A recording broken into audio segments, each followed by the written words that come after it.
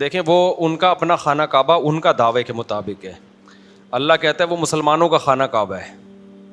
اس کی وجہ یہ ہے کہ سورہ بنی اسرائیل میں کا پہلا رکوع ہے کہ ہم نے بنی اسرائیل سے وعدہ کیا تھا ان احسنتم احسنتم لانفسکم، اچھے عمل کرو گے تو ہم تمہیں زمین کی خلافت دیں گے، اگر برے عمل کرو گے تو ہم تم سے زمین کی خلافت چھین لیں گے. تو قرآن کہتے ہیں یہودیوں نے عیسیٰ ابن مریم کا بھی انکار کیا اور بھی بہت ساری برائیاں کی، تو ہم نے ان سے زمین کی خلافت کا حق چھین لیا ہے. تبھی اللہ نے پہلے عیسائیوں نے قبضہ کیا بیت المقدس پہ، پھر اللہ نے ان سے چھینا. جب اسلام دنیا میں آیا انہوں نے شرک شروع کر دیا عیسائیوں نے، تو پھر اللہ نے حضرت عمر کے دور میں بیت المقدس فتح ہوا، پھر مختلف فاتحین داخل ہوتے رہے. تو اصولی طور پر اسلام کا دعویٰ یہ ہے کہ بیت المقدس اہل اسلام کا حق ہے اور آج کے قانون کے لحاظ سے بھی حق ہے. یعنی اسلام کا تو دعویٰ یہ ہے نا کہ مسلمان برحق قوم ہیں، تو ابراہیم علیہ السلام کے حقیقی ماننے والے، پیغمبروں کے حقیقی ماننے والے محمد صلی اللہ علیہ وسلم اور ان کے فالوورز ہیں. یہودی صرف زبانی دعویٰ کرتے ہیں، حقیقت میں مانتے نہیں ہیں.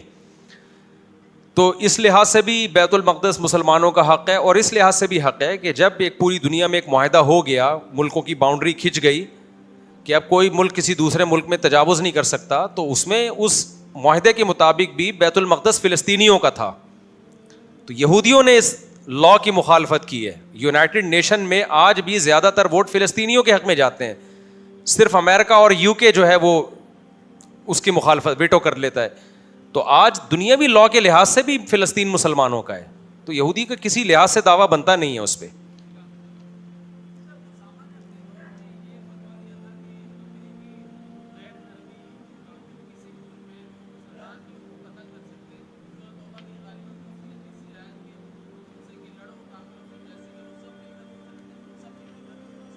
جی نہیں، یہ فتویٰ ٹھیک نہیں ہے. یہ جو قرآن میں آتا ہے قاتل المشرکین کافۃ کما یقاتلونکم کافہ، ان تمام مشرکین سے لڑو جیسے کہ یہ تم سب سے لڑتے ہیں. تو یہ میدان جنگ کے مشرکین کے بارے میں سورہ توبہ کی آیتیں ہیں. ان میں اللہ تعالیٰ نے جو مشرکین مکہ سے ایگریمنٹ ختم ہو رہا تھا 4 مہینے کا، تو اللہ نے کہا کہ ان سے تمہارا لڑائی کا ایگریمنٹ ختم ہو رہا ہے، تو اب تم نے بھی ان سب سے لڑنا ہے جیسے یہ سب تم سے لڑتے ہیں. لیکن جن سے ایگریمنٹ ہے تو ان سے لڑائی کہاں کی اجازت ہے؟ اس کے بارے میں تو 28ویں پارے میں لا ینہاکم اللہ عن الذین لم یقاتلوکم فی الدین ولم یخرجوکم من دیارکم. وہ کافر جو نہ تم سے لڑتے ہیں، نہ انہوں نے تمہیں تمہارے گھروں سے نکالا، تو اللہ ان سے حسن سلوک سے منع نہیں کرتا بلکہ حکم دیتا ہے کہ تم ان سے حسن سلوک کرو. تو یہ خاص سیاق و سباق میں یہ آیت نازل ہوئی ہے. ویسے بھی آپ دیکھ لینا اس آیت کے نازل ہونے کے بعد کیا صحابہ نے ہمیشہ دنیا میں جہاں بھی مشرک کو پایا قتل کر دیا، یا اسلامی حکومتوں نے ایسا کیا؟ نہیں کیا. ہندوستان میں 1000 سال مسلمانوں نے حکومت کی، 80% آج بھی ہندو ہیں. اگر اس آیت کا یہ مطلب ہوتا تو 1000 سال میں کوئی تو فاتح اٹھتا اس پر عمل کر کے ہندوؤں کو قتل کر دیتا. نہیں قتل کیا. تو یہ آیت اس کے بارے میں بالکل بھی نہیں ہے، یہ میدان جنگ کے بارے میں ہے.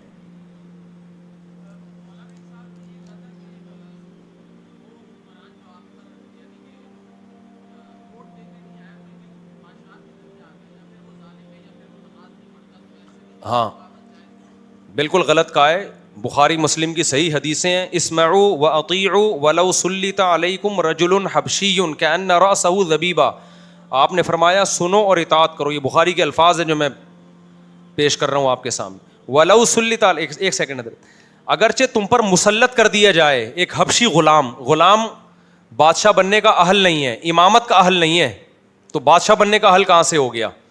لیکن مسلط ہو جائے، ظلم کی بیس پہ آ جائے، لیکن جب بن گیا تو پھر مسلمانوں کا اتحاد توڑنے کی اجازت نہیں ہے. اس کے پاس پاور تھی تو بن گیا نا، غلط طریقے سے آیا، لیکن آپ نے فرمایا پھر بھی سننی پڑے گی اس کی.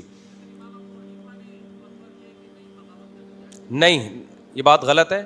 دیکھیں مجتہدین کے جو اقوال ہمیں ان کی فقہ کی کتابوں سے ہٹ کے ملتے ہیں نا، تاریخ کی کتابوں میں ان کا اعتبار نہیں ہوتا. امام حنیفہ کا یہ قول جو ہے نا کہ بغاوت جائز ہے، یہ فقہ کی کتابوں میں نہیں ہے، یہ تاریخی کتابوں میں. فقہ کی کتابوں میں جو قانون مدون ہوا ہے اس میں کہیں بھی بغاوت کی اجازت نہیں ہے. اس پہ چاروں فقہ متفق ہیں. امام احمد بن حنبل کے دور میں تو معتزلہ کی حکومت تھی، وہ بھی برداشت کی انہوں نے، جو خلق قرآن کے قائل تھے، جنہوں نے امام احمد بن حنبل کو مارا بہت زیادہ. اس کے خلاف بغاوت کو بھی امام احمد بن حنبل نے حرام قرار دیا، کیونکہ جب تک آپ کے پاس پاور نہیں ہے اسباب کی دنیا میں تو بغاوتیں ناکام ہوتی ہیں، اور ناکام ہونے کا نتائج بڑے بھیانک نکلتے ہیں. اسباب سے اللہ نے اس دنیا کو چلایا ہے نا، تو گورنمنٹ سے لڑنے کی پاور ہے کس کے پاس؟ لڑے گا کون؟ آپ کہہ سکتے ہو ہم اسباب کے مکلف نہیں ہیں، تو یہ بات بالکل غلط ہے. نوح علیہ السلام نے 950 سال صبر کیا کیونکہ لڑنے کی طاقت ہی نہیں تھی. موسیٰ علیہ السلام فرعون کے خلاف خروج نہیں کیا، حالانکہ کلیم اللہ ہیں. خروج کیسے کرتے اس کے خلاف؟ اس لیے کہ فرعون تو بچے قتل کر رہا ہے، وہ اپنے بچوں کو قتل ہونے سے ہی بچا سکتے، وہ حکومت کا تختہ الٹنے کے لیے نکلیں گے اور بھاگ بھی نہیں سکتے تھے. ایک ٹائم کے بعد جا کے اللہ نے حکم دیا کہ آپ مصر سے فرار اختیار کریں. تو ہم پیغمبروں کی تاریخ، اسلامی تاریخ، حجاج بن یوسف کے خلاف بغاوت کی تھی عبد الرحمن اشعث نے.